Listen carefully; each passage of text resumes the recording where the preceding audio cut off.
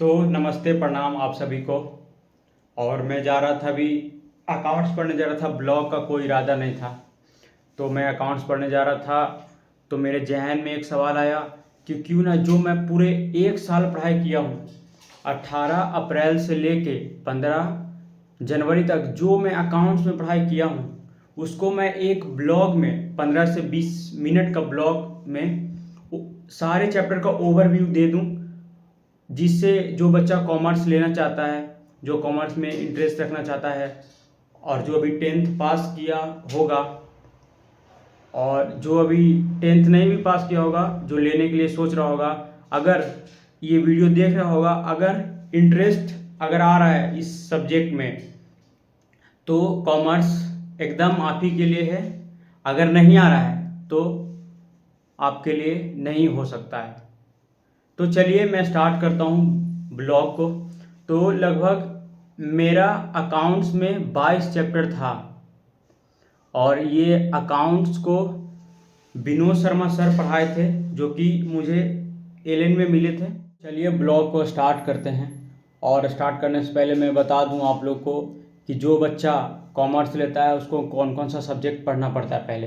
क्योंकि हम लोग जब 10 तक पढ़ते होते हैं तो कॉमर्स का कोई ऐसा सब्जेक्ट नहीं आता है, बस एक इकोनॉमिक्स का आता है, बस उसमें भी बेसिक रहता है, जो क्लास 9 में पालमपुर का कहानी ये सब था। और डेबिट क्रेडिट का ये सब कुछ उसमें नहीं बताता है, हालांकि ये तो अकाउंट्स में पढ़ना है डेबिट क्रेडिट क्या होता है। तो सबसे पहले उसको कॉमर्स लेते ही अकाउंटेंसी सब्जेक्ट पढ़ना पड़ता है, और एक होता है इकोनॉमिक्स, एक होता है बिजनेस स्टडीज़। ये तीनों तो सब्जेक्ट अलग हो गया। और जो एक होता है इंग्लिश, वो तो हर सीबीएसई से अगर वो है तो कोई भी स्ट्रीम ले, चाहे वो कॉमर्स ले, आर्ट्स ले, चाहे वो साइंस ले, तो उसको इंग्लिश तो पढ़ना ही पड़ता है। तो इंग्लिश तो कॉमन है। और एक एडिशनल सब्जेक्ट मैथ हो गया, फिजिकल एजुकेशन, पेंटिंग। तो जिसको जो पसंद पड़ता है, जिसमें जिसको इंटरेस्ट है, वो सब्जेक्ट अपना लेता है। तो जो 3 सब्जेक्ट होता है, जो अकाउंटेंसी, बिजनेस स्टडीज़ और इकोनॉमिक्स, ये 3 होता है मुख्य तरह से। बाकी वो दोनों सब बच्चा पर डिपेंड करता है। तो अगर आप अकाउंटेंसी का बात करें तो अकाउंटेंसी में थियरी कम है और प्रैक्टिकल ज़्यादा है, इसमें कैलकुलेशन वगैरह ज़्यादा होता है। और जो बिजनेस स्टडी सब्जेक्ट है, इसमें थियरी ज़्यादा है, इसमें थोड़ा याद करना पड़ेगा। कॉन्सेप्चुअल थोड़ा कम है, ऐसा नहीं है कि नहीं है बट थोड़ा कम है, इसमें याद थोड़ा ज़्यादा करना पड़ता है। और जो इकोनॉमिक्स है, इकोनॉमिक्स सब्जेक्ट, इकोनॉमिक्स भी 2 होता है 11th में, एक होता है माइक्रो और एक होता है स्टैटिस्टिक। स्टैटिस्टिक में थियरी कम है, कैलकुलेशन ज़्यादा है, 2-3 चैप्टर में, मतलब दोनों 50-50 ऐसे मानिए ना। और जो माइक्रो इकोनॉमिक्स है, इसमें थियरी ज़्यादा है, ग्राफ व्राफ मिलेगा आपको, और न्यूमेरिकल ज़्यादा नहीं, 1-2 चैप्टर, एक चैप्टर में है इलास्टिसिटी ऑफ डिमांड, बस इसी में मिलेगा। तो चलते हैं अपना रियल मुद्दा पे। तो जो 11th में आएगा, अगर वो कॉमर्स लिया है तो उसको लगभग अकाउंटेंसी में 22 चैप्टर पढ़ना पड़ेगा। तो चलते हैं चैप्टर 1 पे, जिस चैप्टर का नाम है इंट्रोडक्शन टू अकाउंटिंग। तो पहले जो ये वर्ड है अकाउंटिंग, इसको पहले समझने की प्रयास करते हैं। अकाउंटिंग अगर बुक के लैंग्वेज में समझने की ट्राई करेंगे तो accounting is a process of identification of business transaction, measuring them into monetary terms, recording in original books, classifying, summarizing, analyzing and communicating to users। ये अकाउंटिंग का डेफिनेशन है बुकिश, जो बुक का लैंग्वेज है उसमें। But मैं आपको ठेठ भाषा में समझाऊंगा अकाउंटिंग मतलब क्या होता है। अकाउंटिंग मतलब बेसिकली आप ये समझिए कि जो स्टॉक लिस्टेड कंपनी है, बड़ा बड़ा जो कंपनी है, उस, और जो वो नहीं है, अगर जो बड़ा बिजनेस है जिसमें ट्रांजैक्शन ज़्यादा हो रहा है, जिसमें सेल ज़्यादा हो रहा है, परचेज ज़्यादा हो रहा है, सेल्स रिटर्न ज़्यादा हो रहा है, परचेज रिटर्न हो रहा है ज़्यादा, एसेट्स किना रहा है, लाइबिलिटीज जनरेट हो रहा है, कैपिटल इंट्रोड्यूस हो रहा है, मतलब बहुत ज़्यादा ट्रांजेक्शन हो रहा है। तो उसको रिकॉर्ड करने के लिए उसको प्रॉपर एक होना चाहिए हिसाब किताब कि कितना मतलब गुड्स बेचाया, कितना हम खरीदे, कितना प्रॉफिट जनरेट हुआ, कितना लॉस में बिजनेस चल रहा है, मतलब ये सब का पूरा हिसाब करना है। और मतलब वो कैसे रिकॉर्ड होता है, यही पूरा अकाउंटिंग कहलाता है। मतलब यही पूरा अकाउंटेंसी 11th में पढ़ना है और यही अकाउंटिंग का डेफिनेशन है, जो ये बुक इस लैंग्वेज है यही बोल रहा था। तो चलते हैं अब इस चैप्टर में लगभग आपको पढ़ना पड़ेगा अकाउंटिंग का मेरिट, डीमेरिट, यही सब बेसिक बात है। क्यों ज़रूरी है आपको अकाउंटिंग करने के लिए, अगर आप नहीं करेंगे तो क्या होगा, अगर आप किए तो आपको क्या बेनिफिट मिलेगा, अगर आप नहीं किए तो आपको उससे क्या डिसएडवांटेज होगा। तो चैप्टर फर्स्ट में यही है, बेसिक बात, ज़्यादा कुछ नहीं है। अब चैप्टर सेकेंड पर आते हैं, जो कि मोस्ट इम्पॉर्टेंट चैप्टर है अगर कोई बच्चा अकाउंट्स और कॉमर्स ले रहा है। देखिए, जो अकाउंटेंसी सब्जेक्ट है इसको बोलते हैं लैंग्वेज ऑफ बिजनेस। ये बिजनेस का लैंग्वेज है, ये सब्जेक्ट ही बिजनेस का लैंग्वेज है। तो और ये चैप्टर बहुत इंपॉर्टेंट है, basic accounting terms. Basic accounting terms में आपको पढ़ना पड़ेगा टर्म्स रिलेटेड टू बिजनेस, जैसे कैपिटल, लाइबिलिटीज, एसेट। और एसेट में हो गया current asset, non current asset, liabilities में हो गया current liabilities, non current liabilities, short term liabilities, long term liabilities, मतलब ढेर सारा है। एक्सपेंडिचर में आ जाएगा कैपिटल एक्सपेंडिचर, रेवेन्यू एक्सपेंडिचर, और मतलब बहुत ढेर सारा टर्म्स है इसमें। और जैसे मैं एग्जांपल दूं, अगर मैं एडजस्टमेंट का बात करूं तो आउटस्टैंडिंग, प्रीपेड, एक्रूड, मतलब बहुत टर्म बहुत है, वो आपको पढ़ना पड़ेगा, समझना पड़ेगा। अगर ये टर्म्स आप नहीं समझेंगे तो आपसे अकाउंट्स का ए भी नहीं आएगा। तो ये बेसिक अकाउंटिंग टर्म्स बहुत ज़रूरी है। जैसे मैं एक दो बता दूं, जैसे कैपिटल उसको बोलते हैं, अगर कोई प्रोप्राइटर, अब आप लोग को प्रोप्राइटर समझ में नहीं आ रहा होगा, प्रोप्राइटर कहे तो जो बिजनेसमैन जो बिजनेस कर रहा है, जो उसका ऑनर है, अगर वो बिजनेस में जितना पैसा लगाता है उस अमाउंट को बोलते हैं कैपिटल। ठीक है। अब एसेट आप लोग को पता नहीं होगा, तो एसेट मतलब वो होता है वैल्यूएबल थिंग्स, जिसकी कीमत हो। ठीक है। एसेट्स को और एक्सप्लेन करें तो एसेट ऐसे समझ सकते हैं कि जो बिजनेस करने में हेल्प करे, उसको एसेट। तो चलिए हम आपको बेस्ट एग्जांपल देते हैं। जो मेरे पिताजी हैं वो ट्रैक्टर का बिजनेस करते हैं। ठीक है।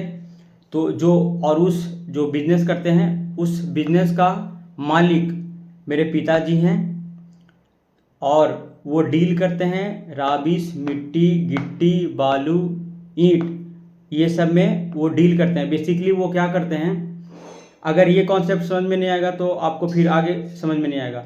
तो वो बेसिकली क्या करते हैं, वो किसी सप्लायर से खरीदे ईटा, गिट्टी, बालू, और अपना जो प्रॉफिट मार्जिन ऐड करना है, और जो उनका खर्चा हुआ प्लस जो अपना प्रॉफिट ऐड करना है उसको ऐड करके, और जैसा कस्टमर मिला, मतलब चेहरा देख के चंदन लगाते हैं जैसा पार्टी वैसा ही उसका मतलब दाम रहता है, और उसको कस्टमर को सप्लाई कर देते हैं। ठीक है। तो अब यहाँ से बेसिक अकाउंटिंग टर्म्स का कॉन्सेप्ट समझिए। मेरे पिताजी ऑनर हैं, तो जो ऑनर हैं उसको अकाउंट्स के लैंग्वेज में बोला जाता है प्रोप्राइटर। ठीक है। और जिसके मदद से वो बिजनेस कर रहे हैं ट्रैक्टर, तो वो मेरे पिताजी के लिए एसेट का काम करता है और वो वैल्यूएबल है। ठीक है। और जिसमें वो डेली यूज़ कर रहे हैं, मतलब डेली वो खरीद रहे हैं, डेली बेच रहे हैं, उसको बोलते हैं गुड्स। जिसमें वो डील करते हैं उसको बोलते हैं गुड्स। जैसे ईटा बालू गिट्टी मेरे पिताजी के लिए ये हुआ गुड्स, ठीक है। तो यहाँ से तो 3 टर्म्स कंप्लीट हो गया। एक होता है ऑपरेटिंग एक्टिविटी, एक होता है नॉन ऑपरेटिंग एक्टिविटी। अगर ऑपरेटिंग एक्टिविटी समझे तो वो ऐसा एक्टिविटी जो आप डेली करते हैं बिजनेस में। जैसे मेरे पिताजी डेली किसी से मिट्टी खरीदते हैं और कस्टमर को बेच देते हैं। तो ये जो है ये मेन काम है मेरे बिजनेस का। जो मेन मोटो है ये है कि मिट्टी खरीदना, राबिस खरीदना, ईंट खरीदना और कस्टमर को सप्लाई करना, ये मेन काम है। अगर ये मेन काम हुआ तो इसको बोलते हैं ऑपरेटिंग एक्टिविटी। और नॉन ऑपरेटिंग एक्टिविटी उसको बोलते हैं अगर बिजनेस करने के दौरान अगर कोई कमीशन कहीं से हो गया, अगर बिजनेस उतना कर रहे हैं, अगर कहीं ना कहीं से कमीशन हो ही जाता है कुछ ना कुछ करके, अगर कमीशन हुआ, मेरा मेन मोटो वो नहीं है। जो मेरा मेन बिजनेस है अगर उससे हट के अगर मुझे कुछ प्रॉफिट हो रहा है तो उसको बोलते हैं नॉन ऑपरेटिंग एक्टिविटी। इसका बेस्ट एग्जांपल है कमीशन रिसीव। मेरा बिजनेस है राबिस मिट्टी बेचने का, लेकिन मुझे कमीशन हो गया तो मेरे लिए फ़ायदा ही है, तो इसको बोलते हैं नॉन ऑपरेटिंग एक्टिविटी। और जो अगर ऑपरेटिंग एक्टिविटी से जो पैसा गुड्स बेच करके जो पैसा हम कमाएं उसको बोलते हैं प्रॉफिट, ठीक है। और जो नॉन ऑपरेटिंग एक्टिविटी से जो पैसा कमाए जो बिजनेस में आया उसको बोलते हैं गेन, ठीक है। तो ये प्रॉफिट और गेन में छोटा सा डिफरेंस है, बहुत कम को पता होता है, ठीक है। तो मतलब ऐसे और समझे तो एक होता है आउटस्टैंडिंग लायबिलिटीज़। इसको समझने से पहले आपको समझना पड़ेगा अकाउंटिंग टर्म। तो अकाउंटिंग टर्म क्या होता है, एक साल का पीरियड होता है अकाउंट, मतलब कॉमर्स में फाइनेंस में जो होगा उसको समझ में आता है। मतलब स्टार्ट होता है 1 अप्रैल से और एंड होता है 31 मार्च। ये अकाउंटिंग पीरियड होता है। और जो फाइनेंस सेक्टर में काम करता है उसको देखिएगा फरवरी लास्ट वीक और पूरा मार्च वो इतना बिजी होगा क्योंकि उसको बैलेंस शीट उसको बोले फाइनेंशियल स्टेटमेंट पूरा कंप्लीट करना होता है, उसको पूरा ट्रांजैक्शन का हिसाब किताब पूरा करना होता है क्योंकि उस दिन 31 मार्च को अकाउंट्स क्लोज होता है, इसलिए उसको पूरा कंप्लीट करना होता है। मतलब बेसिक अकाउंटिंग टर्म्स आप ये समझिए कि इसमें बहुत सारा टर्म्स है रिलेटेड टू बिजनेस। इसमें आपको पढ़ना पड़ेगा, समझना पड़ेगा, याद करना पड़ेगा। अगर ये नहीं समझे तो नहीं हो पाएगा। तो चैप्टर 2 यहीं पे एंड होता है। अब एक चैप्टर है जिसका नाम है सोर्स डॉक्यूमेंट्स ऑफ अकाउंटेंसी। तो इस चैप्टर में बेसिकली ये है, उससे पहले समझते हैं ऑरिजिन ऑफ ट्रांजैक्शन। मतलब जैसे कि आप कोई सामान खरीदते हैं तो वो आपको बिल देता है, कोई भी सामान खरीदते हैं वो आपको बिल देगा ही देगा। तो एक बिल जो ओरिजिनल बिल होता है वो आपको दे देगा। और आप देखे होंगे, अगर ध्यान दिए होंगे, जब आपका वो बिल बना रहा होगा तो वो कार्बन नीचे रख के और वो आपका जो बिल दिया उसका फ़ोटोकॉपी करता है। मतलब वो फ़ोटोकॉपी इसलिए करता है क्योंकि वहीं से ओरिजिन ऑफ ट्रांजैक्शन, जब बुक्स ऑफ अकाउंट में आप जब रिकॉर्ड करिएगा ट्रांजैक्शन को, तो जो अकाउंटेंट आप हायर करेंगे तो जो अकाउंटेंट रिकॉर्ड करेगा तो आपको ये बिल दिखाना पड़ेगा। तो इस बिल की मदद से वाउचर बनाया जाता है, फिर वाउचर अकाउंटेंट को दिया जाता है, फिर अकाउंटेंट जो ट्रांजैक्शन होता है उसको अपना बुक्स में रिकॉर्ड करता है, तब ये वैलिड माना जाता है। अगर मान लीजिए आगे जाके कोई आप केस मुकदमा में अगर फंस गया, अगर आपको कोई कस्टमर झूठा फंसा दिया, तो आप ये जो बिल है ये आप लीगली दिखा सकते हैं और लीगली अपना जो कोर्ट में अपना बयान रख सकते हैं। तो ये ऑथेंटिक प्रूफ माना जाता है, इसलिए वो रिकॉर्ड करता है। तो इसमें बिल कितना तरह का होता है वो बताते हैं।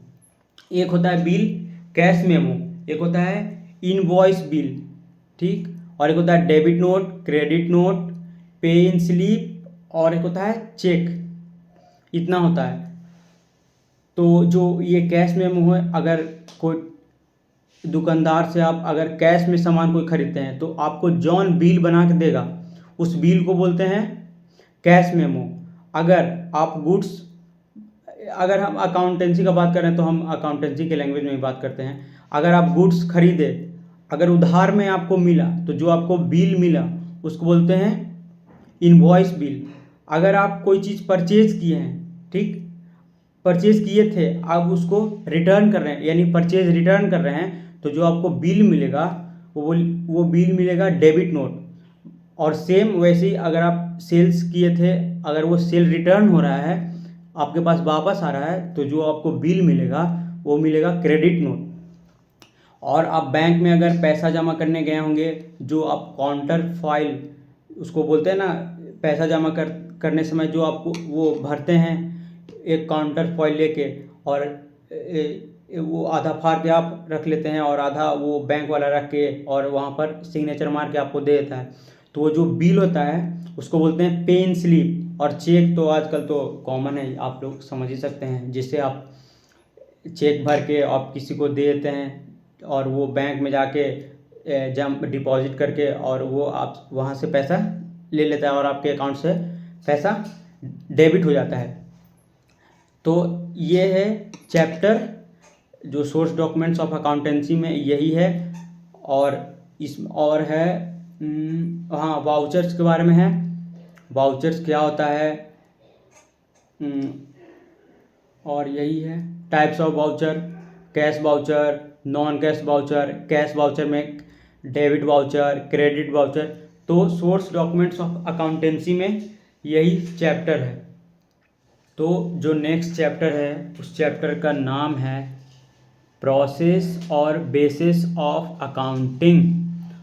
तो जो आप शुरू से जो मतलब फाइनेंशियल ईयर पीरियड होता है, ईयर बोलिए चाहे पीरियड बोलिए, जो आप 1 अप्रैल से रिकॉर्ड कर रहे हैं 31 मार्च तक, तो आप कौन से बेसिस पे रिकॉर्ड कर रहे हैं? आप कैश बेसिस पे कर रहे हैं या एक्रूअल बेसिस पे कर रहे हैं? दोनों का अपना अपना एडवांटेज है, डिसएडवांटेज है। दोनों में कुछ में ज़्यादा खर्च आता है, कुछ में कम खर्च आता है। तो चलिए देखते हैं क्या क्या होता है। मतलब भी ओवरव्यू दे रहे हैं, डिटेल में थोड़ा लंबा हो जाएगा, बहुत लंबा हो जाएगा। और इस चैप्टर को स्टार्ट करने से पहले अगर आप लोग को इंटरेस्टिंग और समझ में आ रहा है तो टाइम स्पेंड डाल के एक लाइक बनता है और कमेंट करना ना भूलें। अगर इंटरेस्टिंग लग रहा है तो कमेंट ज़रूर करिए। और ये वीडियो हम रिस्पेक्टेड विनोद शर्मा सर को ज़रूर भेजेंगे, और अगर वो देखेंगे और उनको पसंद आया तो उनको ज़रूर मैं बोलूँगा कि सर आप एक प्लीज़ कमेंट करिए, और जिससे मोटिवेशन मिल सके और अपना तैयारी को और थोड़ा हाई लेवल तक कर सके, और थोड़ा कॉन्सेप्ट को क्लियर करूं और प्रैक्टिस करूं और रिवीजन करूं। ठीक है, तो चलिए स्टार्ट करते हैं। और ये जो दो बता ही दिए, कैश बेसिस और एक्रूअल बेसिस। अगर कैश बेसिस है तो सबसे पहले अगर कोई भी ट्रांजैक्शन हो रहा है बिजनेस में, अगर कैश हो रहा है तो सिर्फ कैश ही रिकॉर्ड होगा। अगर कोई ये मेथड अडॉप्ट करता है तो इस बिजनेस में सिर्फ कैश ट्रांजैक्शन ही रिकॉर्ड होगा, क्रेडिट ट्रांजैक्शन रिकॉर्ड नहीं होगा, सीधा बात। और जो एक्रूअल बेसिस मतलब अडॉप्ट किया है जो बिजनेस 1 अप्रैल से 31 मार्च तक, अगर एक्रूअल बेसिस अगर वो रिकॉर्ड कर रहा है एक्रूअल बेसिस के हिसाब से, तो वो कैश भी रिकॉर्ड करेगा और क्रेडिट भी रिकॉर्ड करेगा। जो कैश में लेन देन हो रहा है उसको भी रिकॉर्ड करेगा बुक में, और जो उधार में हुआ है, जाने जो आप कस्टमर बनता है जिससे आप बहुत समय से लेन देन कर रहे हैं, तो अगर वो उधार मांगता है तो आपको उधार देना ही पड़ेगा, तो वो भी ट्रांजेक्शन रिकॉर्ड हो जाता है एक्रूअल बेसिस में, कैश में नहीं होता है। और अगर आप पर कोई क्लाइंट झूठा आरोप लगा दे, ठीक है, तो अगर आप कैश बेसिस अगर अपनाए हैं तो जब आप कोर्ट में जाएंगे तो अगर कैश बेसिस अपनाए हैं तो वो कोर्ट में आपको इलीगल कर देगा, वो आपका सुनेगा ही नहीं। तो अगर आप कैश पे किए हैं तो वो इलीगल है, अगर वही आप एक्रूअल पे किए हैं तो वो लीगली है, वैलिड है और अप्रूव्ड है। ठीक है। तो और बताते हैं जो एडजस्टमेंट होता है। अगर आप लोग एडजस्टमेंट नहीं समझ रहे हैं तो मैं नहीं बताऊंगा, क्योंकि वीडियो बहुत ज़्यादा ही लंबा हो जाएगा। जो कॉमर्स वाले हैं वो समझ रहे होंगे एडजस्टमेंट क्या होता है, आउटस्टैंडिंग, प्रीपेड, एक्रूड, मतलब छोड़िए आप लोग। अगर आप लोग समझ रहे हैं, कॉमर्स वाले अगर वीडियो देख रहे हैं तो पक्का एक लाइक ठोके, ठीक है। तो अगर कैश बेसिस है तो आप एडजस्टमेंट नहीं कर सकते हैं। अगर एक्रूअल बेसिस है तो आप कर सकते हैं। अगर आप कैश बेसिस पे कर रहे हैं तो आपको प्रोफेशनल बंदा को हायर करने की कोई ज़रूरत नहीं है, आप खुद ही कर सकते हैं, उसको मेंटेन कर सकते हैं। वही आप एक्रूअल बेसिस पे रिकॉर्ड करेंगे तो आपको प्रोफेशनल अकाउंटेंट आपको हायर करना पड़ेगा, तभी आप एक्रूअल बेसिस पे कर पाएंगे, वरना आप नहीं कर पाएंगे। और अगर आप एक्रूअल बेसिस अडॉप्ट करते हैं तो आप अकाउंटेंट हायर करेंगे, उसका सैलरी तो मतलब जो एक्रूअल बेसिस पे करता है उसको थोड़ा खर्च ज़्यादा होता है as compare to cash basis पे जो रिकॉर्ड कर रहा है ट्रांजैक्शन को उसको। तो अगर बेसिकली बोले तो जो कैश बेसिस पे रिकॉर्ड करता है, जिसका बिजनेस छोटा है, जो उतना सफिशिएंट फंड अर्न नहीं कर पा रहा है, सोल प्रोप्राइटरशिप मान लीजिए, ठीक है, कहीं कहीं पार्टनरशिप में अगर बोले तो, बट हालांकि पार्टनरशिप भी बहुत बड़ा होता है। तो अगर सोल प्रोप्राइटरशिप जो बिजनेस करता है बेसिकली वही अपनाता है कैश बेसिस। और जैसे स्टॉक लिस्टेड कंपनी है जो शेयर मार्केट में है, जैसे कि अंबानी का कंपनी देख लीजिए, जियो, रिलायंस, टाटा, महिंद्रा, ये सब है, ये सब एक्रूअल बेसिस अकाउंटिंग ही मतलब अडॉप्ट किया है। तो ये चैप्टर भी ख़त्म हो गया। और अगर आप लोग को इतना जो 2-3 चैप्टर है अगर अच्छा लगा, थोड़ा भी कुछ सीखे समझोगे तो एक कमेंट और एक लाइक ज़रूर करें, जिससे मुझे मोटिवेशन पर्सनली मिल सके। तो मैं आगे का चैप्टर ओवरव्यू दूंगा। जो चैप्टर है जर्नल है, लेजर है, ट्रायल बैलेंस है, फाइनल अकाउंट है, सिंगल एंट्री सिस्टम है, डेप्रिसिएशन है, बीआरएस है। मतलब अभी मेन जो चैप्टर है ये तो सब थियरी वाला था, जो मेन है वो अभी बचा हुआ है। अगर आप लोग को पसंद आया, अच्छा इंटरेस्टिंग लगा तो एक कमेंट ज़रूर करें, जिससे मैं मोटिवेट हो सकूं, ठीक है, और सब्सक्राइब कर दे। तो मैं ब्लॉग यहीं पे एंड कर रहा हूं। अभी अगर कमेंट में आया कि next blog, then I will record rest of the chapter. तो बाय, मिलते हैं नेक्स्ट ब्लॉग में। Okay, bye.